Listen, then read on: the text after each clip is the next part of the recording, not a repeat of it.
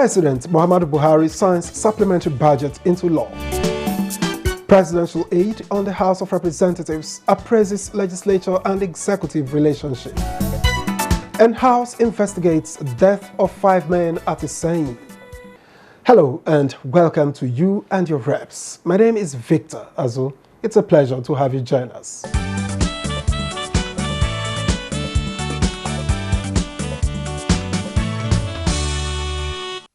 Earlier in July, we told you that the House of Representatives passed the 2021 supplementary budget of 982.7 billion naira, an amount which reflected an addition of 86 billion naira on the 895.8 billion forwarded by the executive. Now, President Muhammadu Buhari has assented to the supplementary appropriation bill so approved by the National Assembly and which is geared towards arresting development in the health and security sectors. State House correspondent Jide Onifade reports. President Muhammadu Buhari signed the Supplementary Appropriation Act 2021 in the presence of Vice President Yemi Osinbajo, Secretary to Government of the Federation, Boss Mustapha, Chief of Staff, Professor Ibrahim Gambari, Director General, Budget Office of the Federation, Ben Akabeze, and Senior Special Assistant to the President on National Assembly Matters, Umar El Yakub. Of the amount, 123.3 million naira is for recurring non-debt expenditure, while the sum of 859.3 billion naira is for contribution to the Development Fund for the capital expenditure for the year ending on the 31st day of December 2021. President Buhari commended the National Assembly for the expeditious consideration and approval of the supplementary budget, assuring that the executive arm of government would ensure the timely delivery of capital projects to achieve the laudable objectives of the budget. All the security outfits in this country will benefit from the bill because of Mr. President's commitment in converting crimes and indeed insurgency and all the security challenges facing the country. So to that end, this bill is very important and it has been assented to. Another critical area of concern is the health sector, which of course we know with the pandemic there is need to invest in that sector as well. The President has, having assented to the bill, you'll find that molecular laboratories, about 10 of them, will be established nationwide, oxygen plants nationwide, and some rehabilitated, especially the ones in Abuja, as well as procurement of vaccines.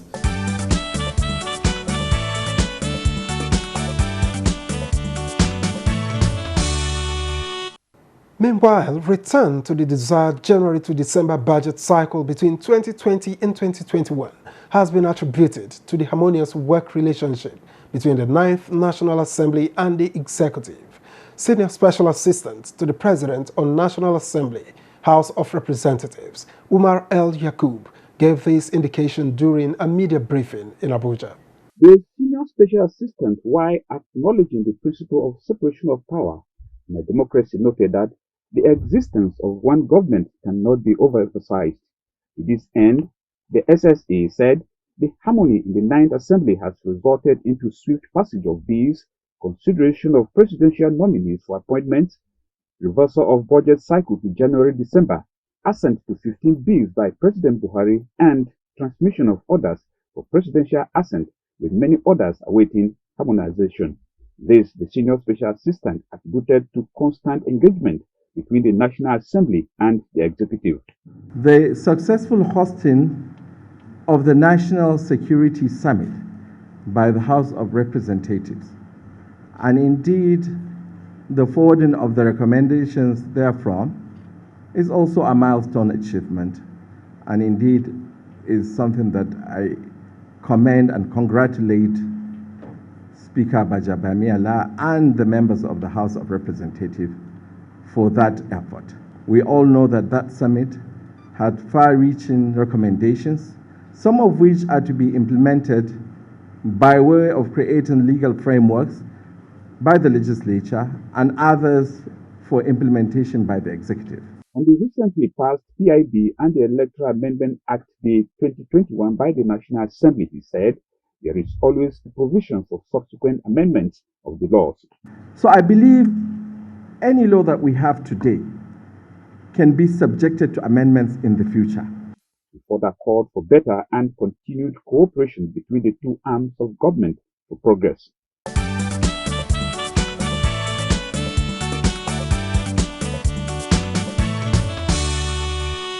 Ensuring the well-being of Nigerians is said to be a functional duty of the Parliament, and it is a duty that the House of Representatives says it is committed to performing.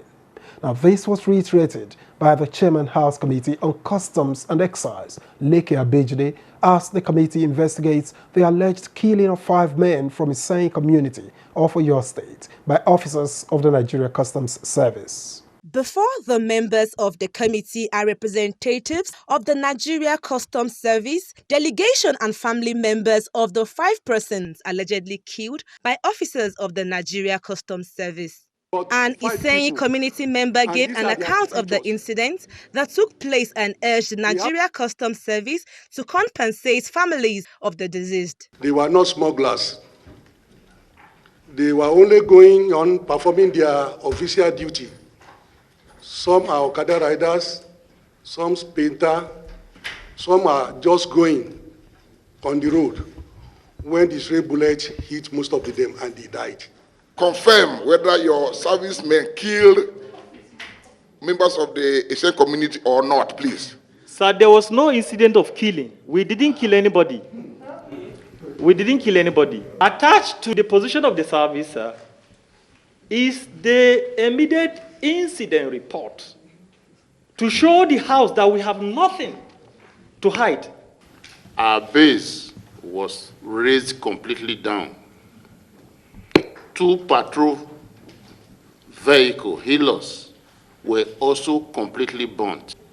This was clear hostility because we operated and we operate under the law guiding us. The lawmakers are optimistic that the House will properly investigate issues surrounding the alleged killings. Particularly Section 14, Sub 2, which states that the security and welfare of the people shall be the primary purpose of government.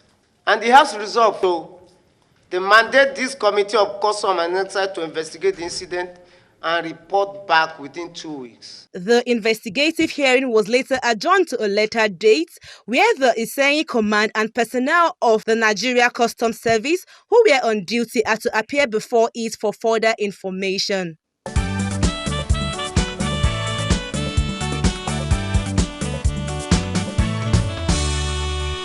Adoption is commonly associated with the process of taking up the parenting of a child from the legal or biological parents.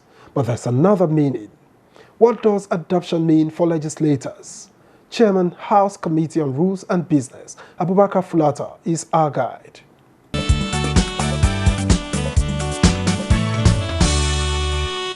When a motion is moved that the House do resolve into committee of the whole, the mess will be lowered, will be moved to the lower deck. Okay? At that point, it is now a committee. It's no longer House in plenary. Now, when after consideration of after the close by close consideration of the reports or of the bill,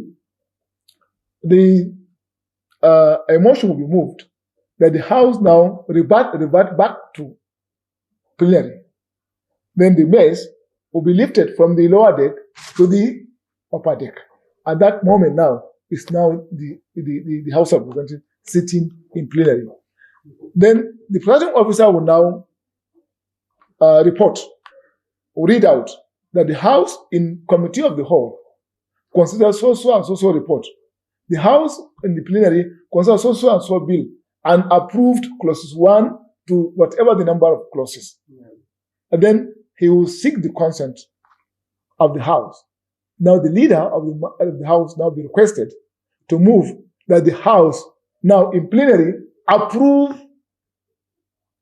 the report of the committee of the whole. Then the question will be put. After the leader might have moved the motion, the presiding officer will now request members' consent that the report of the committee of the whole be now approved. After this, then the question will be answered whether in me or in I.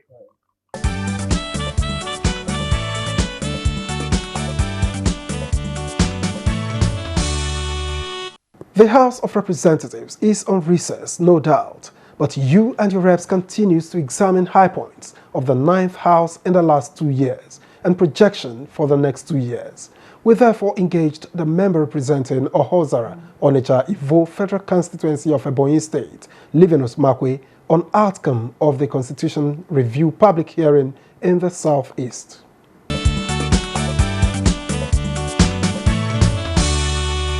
It was quite interesting because you see people that were not able to come to Abuja when there were public hearings, all of them, had to come to that place to present their own views on the Constitution, what they think should change and what they think should be introduced. And it was quite insightful. But you see that everybody is almost talking about the same thing. Almost across the zones. Everybody wants the restructuring, devolution of power. Most people want the state police and so on and so forth.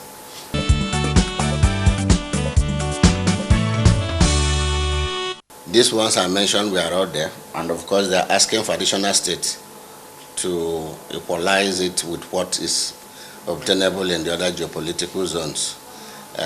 And of course they are asking for devolution of powers, reducing the power at the center. A lot is considered there. Review of the revenue mobilization and allocation formula. And so it's just the general things that everybody has been talking about. Maybe gender equality for women and the inclusion of women, participation in the politics and all that and all that.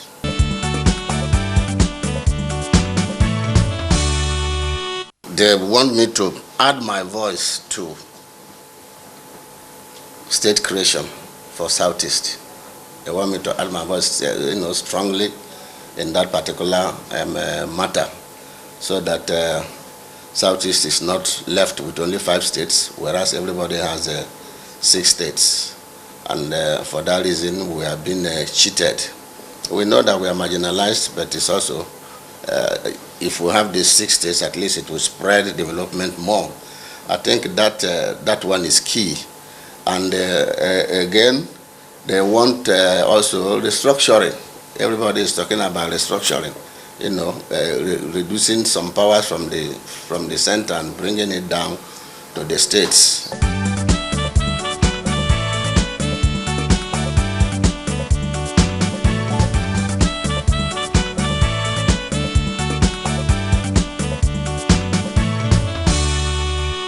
One of the major goals set by the 9th House of Representatives is review of the 1999 Constitution as amended.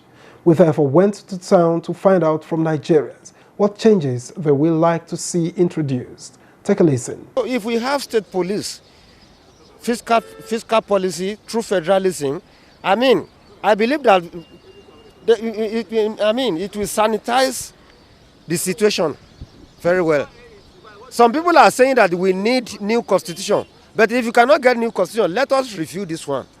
Nigeria is a federation, and every federal system is a continual dialogue. And the nation building is not a one-day job. It is like a ritual. When you are moving forward, you find out that there is a lacuna in somewhere, you stop and then you resolve it together nationally. And so constitutional review is important because nothing is static. It's about change, and the only permanent thing in life is change. And so nation building process. The nation building process is not permanent. It is a continual process.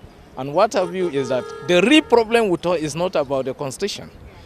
You design something, you give it to somebody to operate. If it doesn't operate according to the design or the designing law, then it will not work. So I find it very, very imperative to mention here that it is about the operation, not the constitution itself. This constitution we are using now does not represent the general views of the people. So I believe that if they apply sincerity in the constitutional review right now and bring everybody on board to a round table to discuss how do we bring out a constitution that will be favorable to the Nigerian people. that will be in agreement with the yearnings of Nigerian people. If they do that, that is the process of finding peace in the country.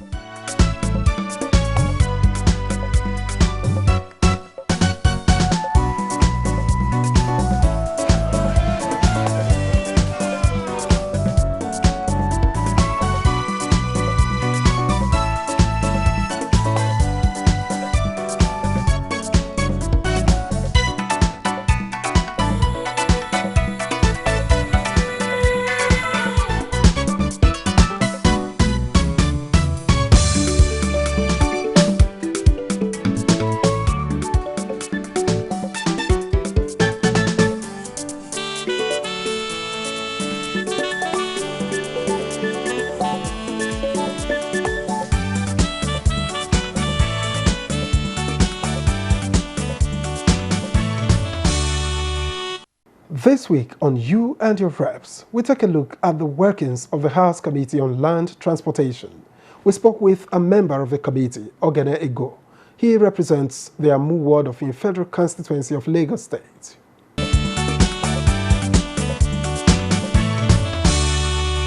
Land transport deals with the railways and some other transports that is undertaken by road. What we are supposed to do is oversight Nigeria Railway Corporation. It's a major corporation that we oversight to ensure, of course, the federal government wants to link as many state capital as possible with rail. Our duty is to appropriate money for them to ensure that there's enough fund for this to be done. And as you can see, if you have entered the rail from Kaduna to Abuja, from Abuja to Kaduna or Kaduna to Abuja, or you have entered the rail from Warri to Itakbe or back, you see that the rails, modern rails that we have now are very comfortable and, they move at good enough speed that if you are coming by vehicle, they will get here before vehicle from Warri to Abuja, you will get here before vehicle will get here. If you are going to Kaduna, the same thing. Because on the road, there are bad portions of the road, there could be accidents, there could be delays, police will stop you. So railway is very good. And it is very sad that, we are just waking up to our railway. So our duty is to push them to do as many railways as possible to make transportation easier. In terms of cost, transportation is cheaper. In terms of comfort, is better. And security is better because when you go by rail, the fear of kidnapping is not there. Because inside the rail, there are policemen, and you know what kidnapping is all about everywhere. If rails link all the capital of Nigeria, of course, kidnapping will get less. So some of our duty is to ensure that are well funded, the railway lines are being done to specification, and people are happy.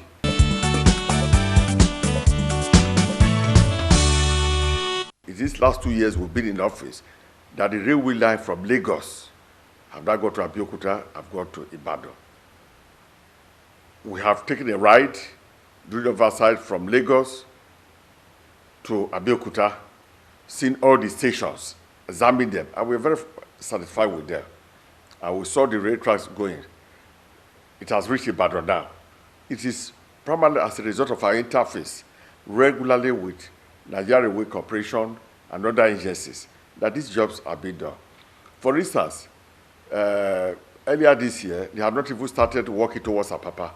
It was at one of the committees, we moved it. And as the MD, if you are doing railway and it does not get to Apapa port, of what use is it? But I'm happy now that it's already almost betted at Apapa port now. And that's why we are saying, doing it at Apapa port is not enough. Carry it to Tika and to Yegu port. Once you do that, you see that a lot of the gridlock on the roads will be gone. Because all they need to do is, you can have a coach with 100 DC. It moves, another one moves, stopping at all stations, and then, of course, Nigerians are being well served. So all we are praying is for funds to be available, so that this railway can crisscross the country, as it used to be in those days. In those days, you go from Port Harcourt to Maiduguri, you just enter the rail. That's a waste of time. Don't forget that a lot of towns we have today are railway towns. You know, railway built Port Harcourt, railway built Aba, MAKWE, all these are railway towns. In those days, any major place where there is a railway station, most of them have turned out to become capital cities because everybody comes here and then it becomes a hub, a commercial hub. So the railways, by the time we get it around the whole country, you see life will be very easy. Tourism will improve. You can just on your own say, okay, let me go to Calabar, go to some place. You know, you get to the railway station, you enter, the railway is exciting, you meet people, you can walk up and down, you can eat, you can do that. It's a way of relaxing.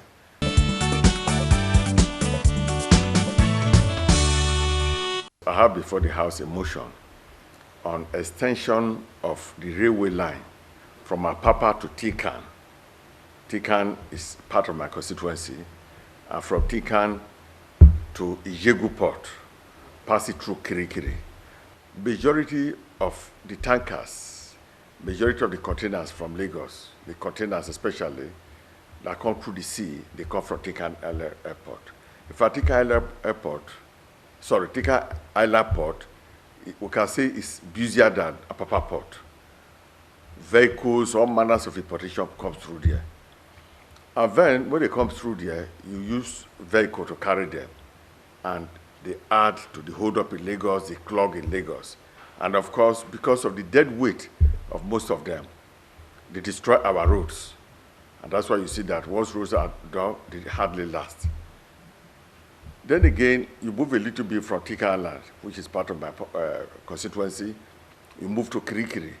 In Kirikiri, you have over 15 tank farms, you know, from where people carry petroleum products. Then you move along that axis, you get to Ijegu, over 30, 40 tank farms. And so on daily basis, in my constituency, already part of it, Old Ojo Road, there are thousands of tankers carry petroleum products. Of course, they are very heavy. Talk about 333,000 metric ton plus the vehicle. But how you add it, all these put their weight on the road. And most of these tankers, some go to the north, some go to the east, some go to other parts, west, and some the south. They add up, it destroyed the roads. So I said to myself, if we are already doing a railway line from Lagos to Kano, which is 2,700 kilometers, what is wrong in extending it for just about 15 kilometers, less than 20 kilometers, from, from Apapa Port to Tikan and then to Ijegu. That way, the railway will be able to carry massive amount of goods. If the good is cleared and is going, for instance, to Kano, it's going to Abuja, it's coming to Abuja, it's going to Ibadan. Of course, you put it by rail. Some of the oil that is going to other outside Lagos, put them by rail. When you do that, Lagos roads will become free. That hold up will not be there. Don't forget that there are sometimes you clear something from Tikan Island Port, and it's going to a place that is just 10 kilometers away, 5 kilometers away. Sometimes it takes a whole day because the roads are blocked, no space for them to pass. And so, goods that the transport is supposed to cost like 200,000 to transport, they will charge you 700,000. And the prices of all this is added to the goods that Nigerians buy. And that's why you see there's hyperinflation. Apart from the dollar going up, this is one of the major reasons why prices of products go up very high.